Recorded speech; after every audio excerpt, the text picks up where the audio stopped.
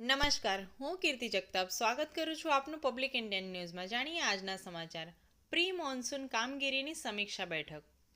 આણંદના પ્રભારી સચિવ શ્રી મોહમ્મદ શાહિદની અધ્યક્ષતામાં જિલ્લામાં આપદા પ્રબંધન અને પ્રી મોન્સૂન કામગીરીની સમીક્ષા બેઠક કલેક્ટર કચેરી આણંદ ખાતે યોજાઈ હતી. પ્રભારી સચિવ શ્રી મોહમ્મદ શાહિદે જણાવ્યું હતું કે ડિઝાસ્ટર વેળાએ તંત્ર સજાગ રહીને કામગીરી કરે તે આવશ્યક છે.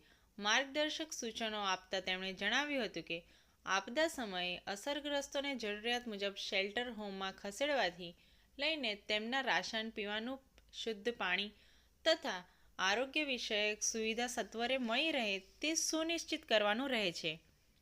આરોગ્ય વિષયક સેવા, દવાઓની ઉપલબ્ધતા, તાલુકા મથક ખાતે કંટ્રોલ રૂમ કાર્યરત કરવો, અનાજનો જથ્થો તથા ફાયર સેફટી વિષયક સેવાઓમાં પણ જરૂર પડે ત્યારે ખાનગી ક્ષેત્રની સેવાઓ મળી રહે તે માટે અગાઉથી જ તૈયારી કરવા પણ ખાસ ભાર આપવામાં આવ્યો છે. જિલ્લા કલેક્ટર શ્રી પ્રવીણ ચૌધરીએ બેઠક પૂર્વે ડિઝાસ્ટર દરમિયાન તંત્ર દ્વારા કરાયેલ કાર્યવાહીથી પ્રભારી સચિવ શ્રીને અવગત કરાયા હતા.